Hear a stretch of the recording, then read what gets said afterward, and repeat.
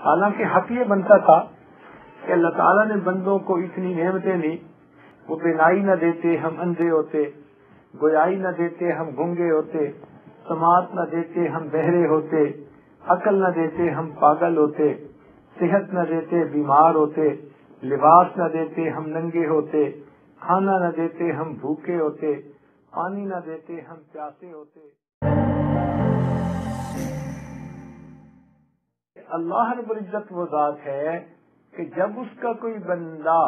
اس کے در سے رخ پھیر کے ہٹتا ہے، اللہ تعالیٰ اس در سے ہٹنے والے بندے کو پھر واپس اپنے در کی طرف بلاتے ہیں۔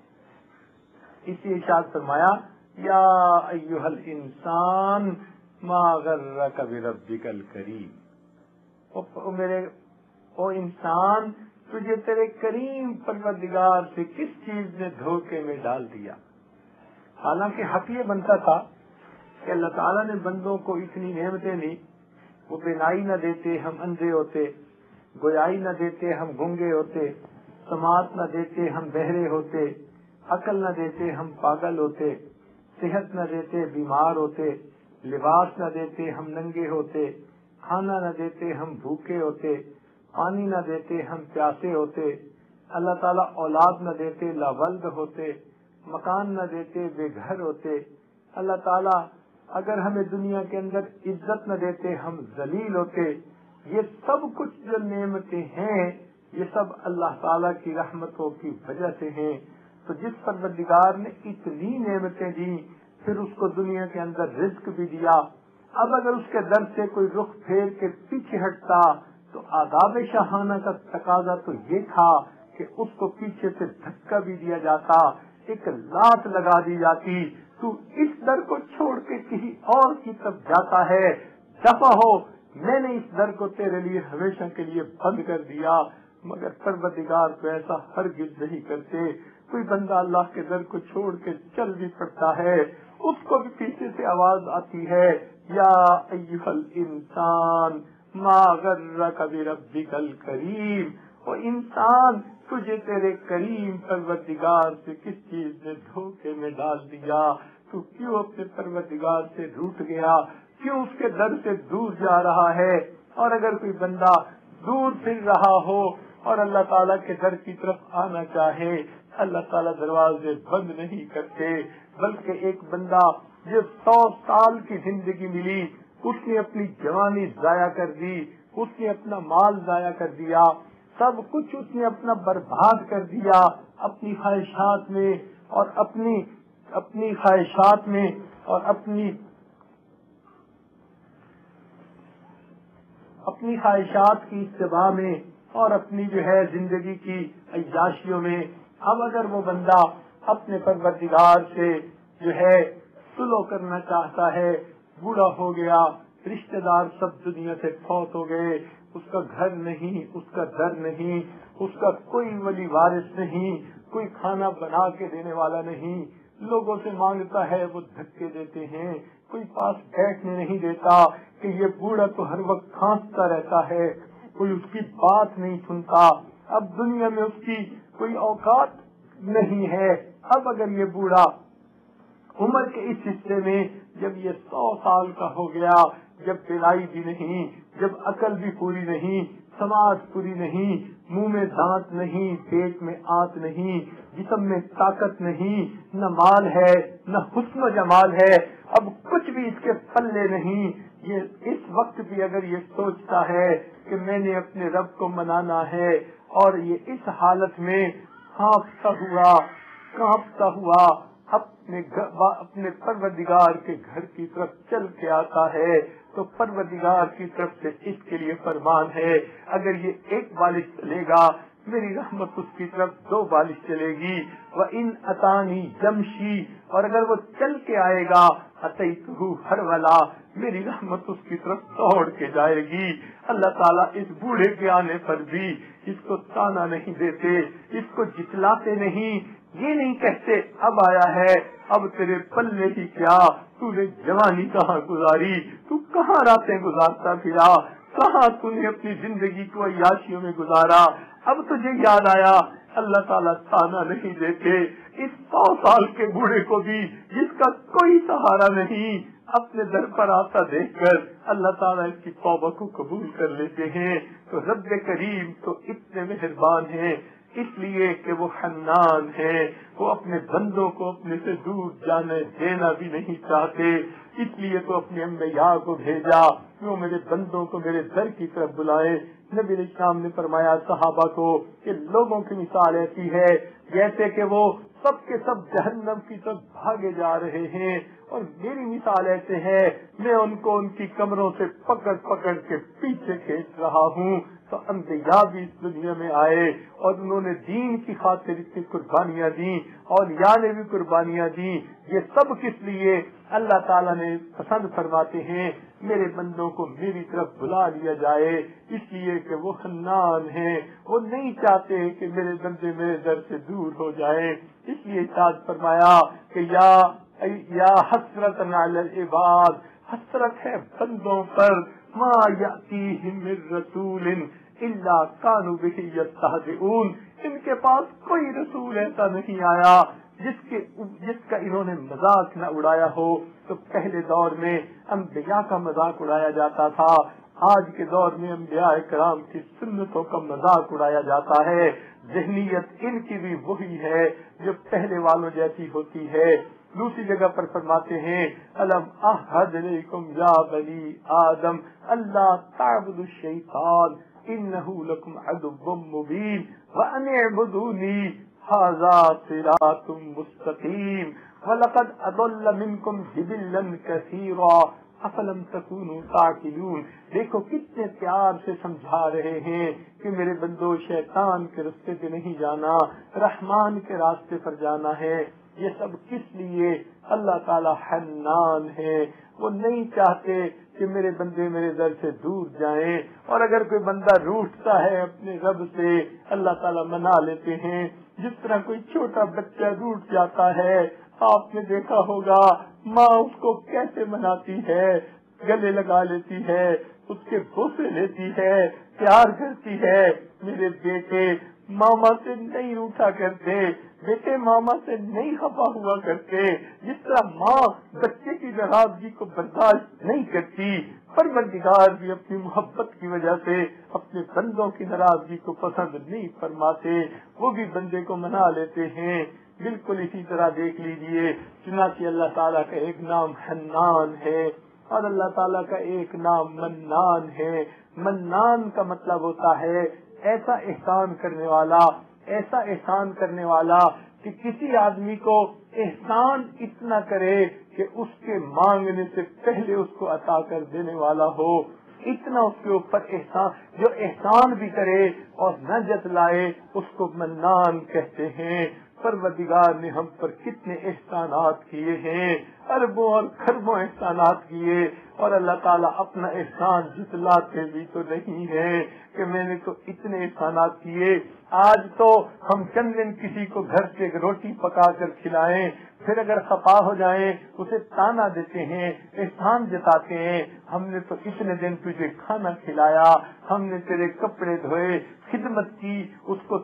کو جتلا دیتے ہیں، مگر اللہ تعالیٰ تو نہیں جتلاتے، اس لیے کہ اللہ تعالیٰ منان ہے، وہ احسان تو کرتے ہیں مگر جتلاتے نہیں ہیں۔ اسی طرح اللہ تعالیٰ کا ایک نام کریم ہے۔ وہ کریم کا کیا مطلب ہے؟ کریم کا مطلب یہ ہوتا ہے کہ ایسا دینے والا کہ جو کسی سوالی کو دیکھے تو اس کے سوال کرنے سے پہلے ہی اس کو عطا کر دے، اس کو کریم کہا کرتے ہیں۔ اس کی مثال یوں سمجھیں کہ اگر کار میں کوئی عورت بیٹھی ہوئی ہے اور وہ دیکھتی ہے کہ کوئی بچہ مانگنے والا یا عورت مانگنے والی آ رہی ہے تو دور سے آتا دیکھ کر وہ پہلے ہی جیب سے پیسے نکال لیتی ہے، مانگنے سے پہلے اس کو دے دیتی ہے، تو جو مانگنے سے پہلے دے دے اس کو جو ہے کریم کہتے ہیں۔ اللہ تعالیٰ کریم ہے، اس لیے فرمایا ما غرک بربک الکریم، تجھے تیرے کریم پروردگار سے کس چیز نے دھوکے میں ڈال دیا؟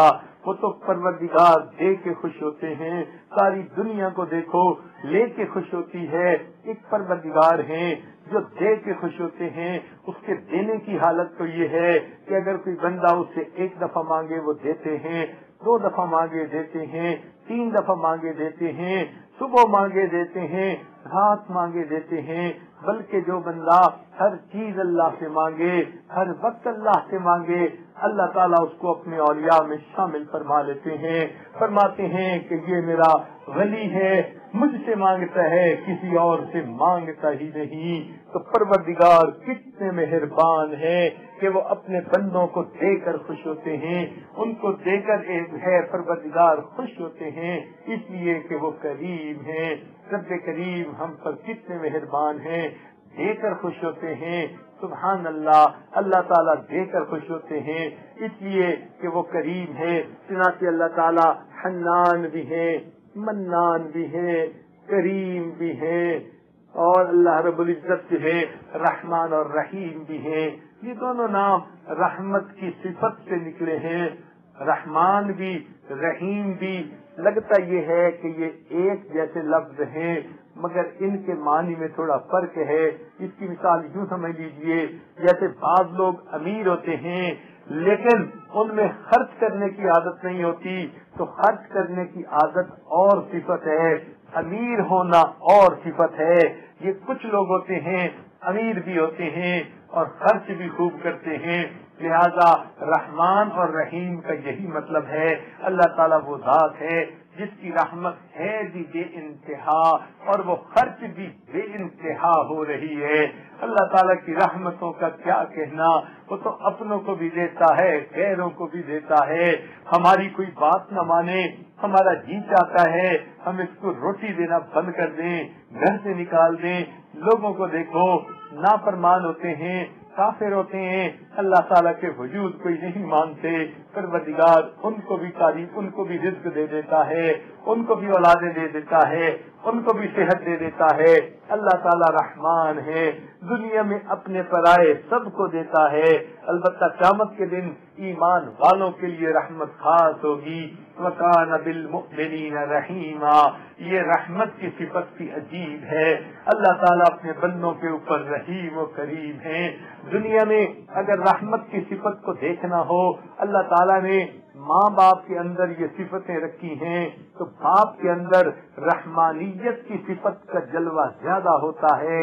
ماں کے اندر رحیمیت کی صفت کا جلوہ زیادہ ہوتا ہے۔ اسی لیے باپ کبھی کبھی تنبیہ کی خاطر، تربیت کی خاطر دھمکا بھی دیتا ہے اور انسان کو جو ہے تنبیہ بھی کر دیتا ہے، مگر ماں کو دیکھو، وہ تو اپنے بچے سے ہر حال میں پیار کرتی ہے، بچے ماں کی بات مانے پھر بھی وہ پیار کرتی ہے، نافرمان بن جائیں ماں پھر بھی پیار کرتی ہے۔ پوری دنیا کے اندر اللہ کے بعد ایک ماں ہی کی تو ذات ہے کہ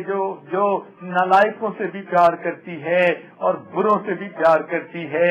باپ کی اولاد بری ہو جائے، باپ کہتے ہیں میں گھر سے نکال دوں گا، مگر کبھی ماں تو نہیں کہتی، اس لیے کہ وہ تو ماں ہوتی ہے، وہ کہے گی اولاد بگڑ گئی، مقدر ان کے، مگر میں تو ماں ہوں، میرا تو دل تڑپتا ہے، میں ان کو گھر سے کیسے نکالوں۔ بلکہ ماں تو پریشان ہوتی ہے، دعائیں بھی کر رہی ہوتی ہے، اپنے میاں کی ڈانٹ بھی سن رہی ہوتی ہے، اس لیے کہ اس کے صفت کے اندر، اس کے دل میں رحیمیت کی صفت ہوتی ہے۔ اس وجہ سے وہ بچے کا دکھ دیکھ نہیں سکتی۔ کہتے ہیں کہ ماں اپنی اوپر تکلیف برداشت کر سکتی ہے، اولاد کی تکلیف ماں برداشت نہیں کر سکتی،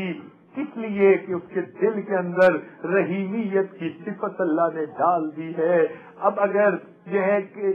چنانچہ حدیث پاک کا مفہوم ہے کہ نبی علیہ السلام ایک مرتبہ کسی سفر سے واپس آ رہے تھے، ایک بستی کے قریب آپ نے پڑاؤ ڈالا، اس بستی کی ایک عورت تھی جس کا تنور تھا، وہ تنور میں روٹیاں لگایا کرتی تھی۔ جب اس نے روٹیاں لگا لی تو وہ نبی علیہ السلام کی خدمت میں حاضر ہوئی، صحابہ سے پوچھا، کہنے لگی میں نبی علیہ السلام کو ملنا چاہتی ہوں۔ انہوں نے بتایا کہ اللہ کے نبی فلاں جگہ تشریف فرما ہے۔ وہ عورت آ گئی اور آ کر کہنے لگی اے اللہ کے نبی میں آپ سے ایک بات معلوم کرنا چاہتی ہوں، وہ یہ کہ میں آگ کا کام کرتی ہوں، تنور میں آگ جلاتی ہوں، روٹیاں لگاتی ہوں، اور مجھے آگ کے اندر ڈبکی لگا کر روٹیاں نکالنی پڑتی ہیں، لگانی پڑتی ہیں، مگر میرا ایک بچہ ہے، میں بچے کو اپنے سے دور رکھتی ہوں، آگ کے قریب بھی نہیں آنے دیتی کہ کہیں اسے دھواں نہ لگ جائے، پسینہ نہ آ جائے۔ اے اللہ کے نبی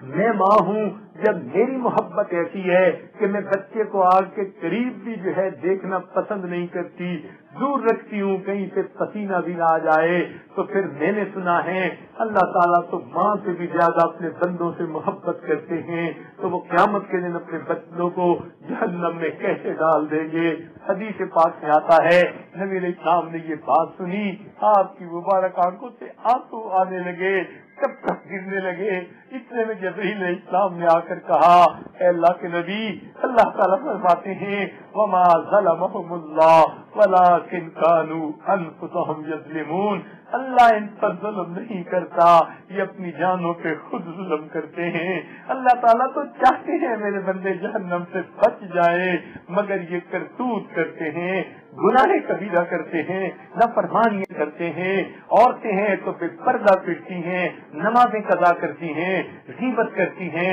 ایک دوسرے پہ بہتان باندھتی ہیں، کوئی جو ہے ایک دوسرے کے دل دکھانے کی پرواہ نہیں کرتی۔ جب یہ اتنے گناہ کر لیتی ہیں اپنے ہاتھوں کی کمائی کی وجہ سے، یہ جہنم خریدتی ہیں اور